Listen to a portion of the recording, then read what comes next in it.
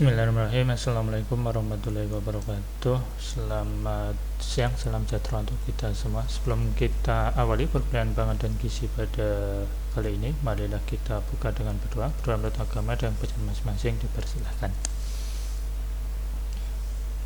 Selesai. Melanjutkan materi sebelumnya terkait dengan pangan dan gizi. Hari ini kita akan belajar terkait dengan karbohidrat.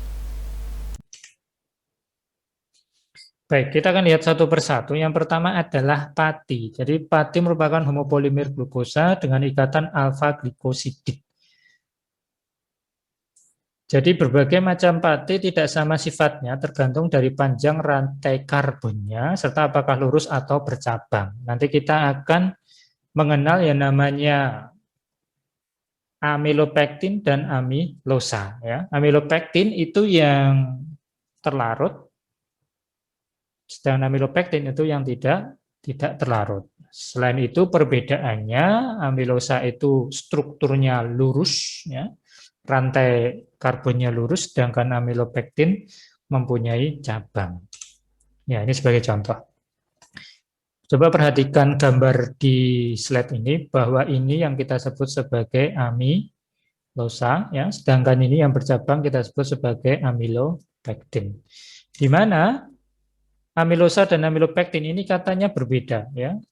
Kalian bisa melihat ya bahwa yang 14 ini adalah amilosa, ya, sedangkan yang 16 yang bercabang ini adalah amilopektin. Kemudian perbedaan lainnya selain tadi lurus dan bercabang dan 14 dan 16 glikosidik, berat molekulnya juga berbeda, ya. Amilosa itu lebih rendah, 1 kali 10⁵ begitu ya. Kemudian kalau amilopektin dia lebih besar 10⁵7 sampai 10⁵9. Kemudian amilosa itu jika dibuat film ya, biodegradable film maksudnya, itu dia strukturnya lebih kokoh sedangkan amilopektin lebih lemah. Kemudian kalau dibuat gel, amilosa itu lebih kuat begitu ya, kemudian amilopektin lebih lembut. Kemudian kalau diinteraksikan dengan iodin, amilosa warnanya biru, amilopektin warnanya merah kecoklatan. Nah ini biasanya sifat dari pembentukan warna iodin ini bisa digunakan sebagai analisa kualitatif ya untuk menentukan dia amilosa atau amilopektin. Kemudian amilosa tadi ya dia tidak bercabang sehingga amilosa ini terikat lebih kuat ya. Jadi dia lebih kuat ikatannya karena tidak bercabang. Kemudian granulopati yang lebih banyak kandungan amilosanya mempunyai struktur yang lebih kristalin ya. Selain terikat lebih kuat, strukturnya itu kristalin ya. Jadi kristalin ini semacam kristal ya, semacam kristal, dia sangat kuat ya, sulit untuk diterobos oleh air begitu. Sehingga amilosa ini sulit tergelatinisasi dan sulit dicerna. Ya, nanti akan kita lebih dalam pelajari amilosa ini terkait dengan sifat pati tahan cernanya ya, resistant starch begitu. Selain itu, ya, amilosa juga mudah bergabung dan mengkristal sehingga mudah mengalami retrogradasi yang bersifat sulit untuk dicerna. Retrogradasi itu adalah proses pati yang telah mengalami gelatinisasi kemudian didinginkan, dia akan membentuk struktur kembali. Ya, itu kita sebut sebagai proses retrogradasi. Nah, proses retrogradasi ini dia bersifat sulit untuk dicerna. Ya. Kemudian amilopektin itu mempunyai struktur bercabang, ukuran molekulnya lebih besar dan lebih terbuka sehingga lebih mudah tergelatinisasi dan lebih mudah dicerna. Jadi pada prinsipnya biasanya ya amilosa ditambah amilopektin itu jumlahnya 100% begitu ya. Kalian bisa melihat ya, ini berbagai komponen sumber pati, kemudian ini amilosa dan amilopektinnya begitu.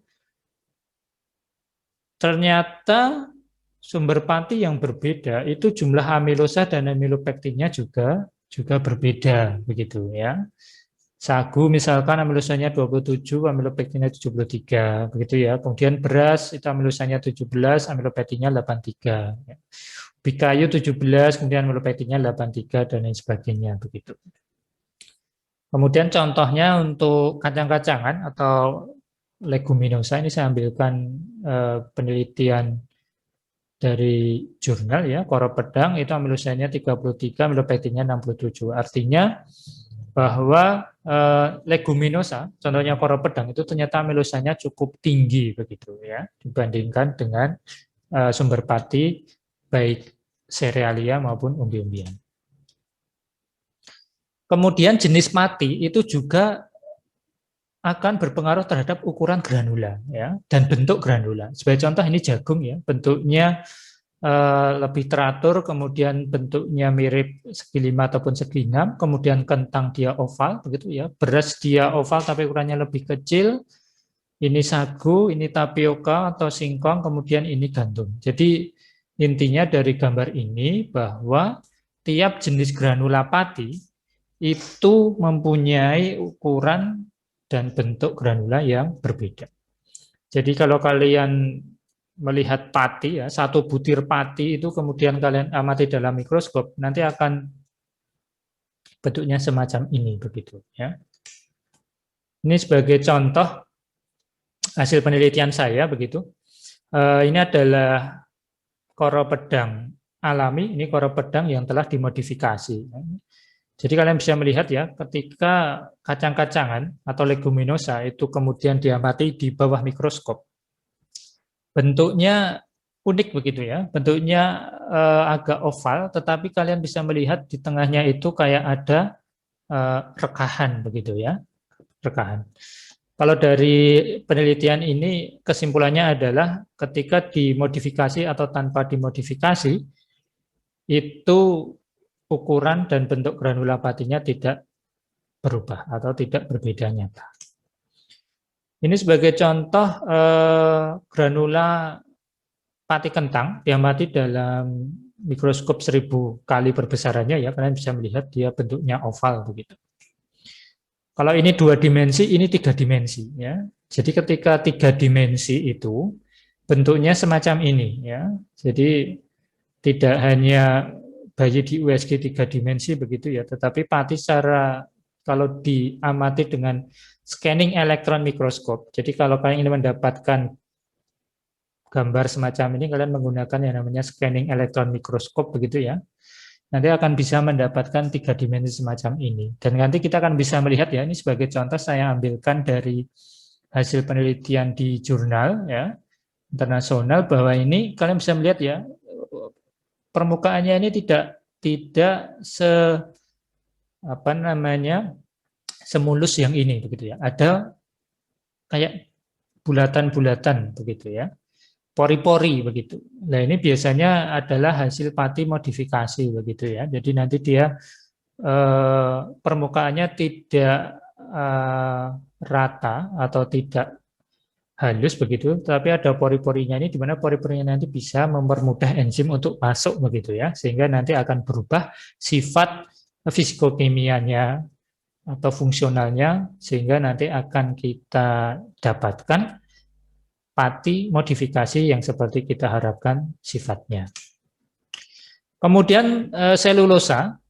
Jadi contoh polisakarida lain selain pati adalah selulosa. Jadi ini biasanya kita temukan pada sel tanaman ya. Jadi serat panjang yang bersama-sama hemiselulosa, pektin dan protein membentuk struktur jaringan dinding sel tanaman. Jadi dinding sel tanaman itu tidak hanya selulosa, tapi ada pektin dan juga ada komponen lain begitu. Ketika kita bicara selulosa, yang sangat familiar dengan kita di industri pangan adalah CMC. Ini merupakan turunan selulosa, yaitu karboksimetil selulose. Ya, ini digunakan dalam industri makanan untuk mendapatkan tekstur. Ya. Kemudian ada industri es krim, pemakaian CMC untuk memperbaiki tekstur dan kristal laktosa yang terbentuk akan lebih halus. Jadi mengurangi efek berpasir dari es krim yang kita konsumsi. Kemudian pektin, ini dapat pada buah-buahan, ya, juga terdapat pada dinding sel primer tanaman ya. Jadi pektin ini letaknya di antara selulosa dan hemiselulosa. Sifatnya itu sebagai perekat antara dinding sel satu dengan yang lain. Pada umumnya senyawa pektin dapat dibagi menjadi 3 kelompok. Pertama asam pektat, yang kedua asam pektinat atau pektin sendiri, dan protopektin. Kemudian kandungan pektin itu bervariasi ya, baik jenis tanamannya, kemudian bagian-bagian jaringannya. Kemudian kandungan protopektin, pektin, dan asam pektat di dalam buah sangat bervariasi pada tingkat derajat kematangan buah. Jadi semakin buahnya matang atau mentah itu nanti akan mempengaruhi kandungan pektinnya. Kemudian kalau tanaman itu belum matang, nanti banyak terdapat protopektin, begitu ya. Kemudian ketika kita membuat jelly gitu ya, pembentukan jelly dari pektin menjadi berukuran dalam buah yang terlalu matang. Artinya apa? Artinya ketika kita ingin mengekstrak pektin yang maksimal, itu harus betul-betul matangnya pas gitu ya. Jangan terlalu mentah dan juga jangan terlalu matang. Kemudian buah-buahan banyak ya yang terdapat pektin, mulai jambu biji, apel, lemon, dan lain sebagainya. Kemudian berikutnya adalah glikogen atau kita kenal sebagai pati hewan. Ini terdapat pada hati dan otot, bersifat larut dalam air, serta bila bereaksi dengan iodin akan berwarna merah. Jadi glikogen ini disimpan dalam hati hewan sebagai cadangan energi yang sewaktu-waktu dapat diubah menjadi glukosa. Jadi glikogen itu sebagai cadangan energi. Kemudian polisakarida lain, gum arabik ya, atau arabic gum ya, dari batang pohon akasia, ya. Kemudian karagenan, ini dari rumput laut. Kemudian karagenan biasanya untuk stabilizer, kemudian asam alginat atau natrium alginat dari ganggang laut. Kaitannya dengan gum arabik ini, ya, ini biasanya kadang digunakan sebagai bahan tambahan dalam pembuatan gluten free bread. Ya. Jadi gluten free bread tidak menggunakan gandum, kemudian bagaimana cara menggantikan posisi dari gluten, maka digunakan hidrokoloid atau polisakarida gum arabik ini. Ya. Gum arabik ini biasanya digunakan untuk tadi ya sebagai gluten replacer untuk pembuatan gluten free bread. Berikutnya adalah fungsi karbohidrat. Di mana fungsi karbohidrat ini ada beberapa macam ya. Kita akan lihat satu persatu. Yang pertama adalah sebagai sumber energi utama dalam tubuh ya. Kita ketahui bahwa karbohidrat nanti dimetabolisme oleh tubuh dan nanti akan diubah menjadi ATP ya, ATP atau energi. Maka dari itu fungsi utama dari karbohidrat untuk tubuh kita itu adalah sebagai sumber energi utama. Selain nanti bisa kita dapatkan dari protein maupun lemak, tetapi yang menyumbangkan energi utama dalam tubuh itu adalah karbohidrat ya, adalah karbohidrat. Dimana ketika kita mengkonsumsi karbohidrat, misalkan polisakarida ya, pati begitu ya, kita makan roti, kita makan nasi, oleh tubuh nanti akan diubah menjadi glukosa ya. Singkat cerita akan diubah menjadi glukosa dan glukosa nanti akan dimetabolisme oleh tubuh menjadi ATP atau energi. Nanti akan kalian lebih detailkan penjelasan ini di mata kuliah biokimia. Kemudian fungsi karbohidrat berikutnya itu adalah memberikan rasa manis dalam makanan ya. Kalian bisa membayangkan ya bahwa makanan atau minuman kalau tidak ada rasa manis rasanya akan hambar. Maka dari itu fungsi dari karbohidrat berikutnya itu adalah memberikan rasa manis ya. Sebagai contoh kita mempunyai gula pasir ya atau sukrosa. Dia menjadi salah satu contoh fungsi karbohidrat untuk memberikan rasa manis dalam makanan maupun minuman begitu. Kemudian pengatur metabolisme lemak dan protein ya, ini terutama nanti akan mencegah ketosis dan pemecahan protein yang berlebihan. Nah, akibatnya kalau terjadi ketosis atau pemecahan protein yang berlebihan, tubuh akan kekurangan lemak dan juga akan kekurangan asupan protein. Akibatnya nanti akan mengganggu proses metabolisme dalam tubuh kita. Kemudian fungsi karbohidrat lain adalah simpanan energi dalam otot dan hati. Ya, ketika kita berbicara karbohidrat sebagai sumber energi, ketika karbohidrat itu kita konsumsi dalam tubuh, ya, kemudian terlalu banyak, maka akan disimpan oleh tubuh di dalam otot dan hati, ya, biasanya dalam bentuk glikogen, ya. Glikogen itulah yang nanti jika, ya, glukosa dalam tubuh kita itu kurang, ya, maka glikogen akan dibongkar oleh tubuh untuk diubah menjadi energi, ya. Kemudian membantu penyerapan kalsium, ya, ini tipe, ya, jadi membantu penyerapan kalsium. Ini diperankan oleh karbohidrat yaitu laktosa, ya. Laktosa kita ketahui terdapat pada susu, ya, pada susu. Dimana ketika kita mengkonsumsi laktosa, ya, maka akan meningkatkan penyerapan kalsium, ya. Jadi kalau kalian melihat iklan di televisi terkait dengan susu, ya, mengandung tinggi laktosa misalkan, kemudian dikaitkan dengan kesehatan tulang, penjelasannya seperti itu, ya. Jadi adanya laktosa nanti akan membantu penyerapan kalsium. Jadi ketika kita mengkonsumsi mineral, contohnya kalsium, maka tubuh akan lebih mudah menyerap, sehingga kalsium nanti dapat digunakan, ya, untuk pertumbuhan tulang dan gigi kalian, begitu. Kemudian yang terakhir, fungsi karbohidrat itu adalah membantu pengeluaran feses. Ini katanya dengan BAB, ya. Hal ini diperankan oleh serat pangan, ya. Kemudian pertanyaannya, serat pangan didapatkan dari mana? Ya, dari buah dan sayur. Maka dari itu kalian bisa, ya, bisa mengkonsumsi buah dan sayur, ya, untuk membantu pengeluaran feses, ya, demi kesehatan usus kalian. Berikutnya kita akan mempelajari kekurangan dan kelebihan karbohidrat. Tapi sebelumnya kita akan melihat kira-kira kebutuhan karbohidrat per hari kita itu seperti apa, begitu, ya, atau berapa, begitu. Ini merupakan rata-rata, begitu, ya, karena bisa dipengaruhi oleh banyak aktivitas, kemudian tinggi badan, berat badan, dan lain sebagainya.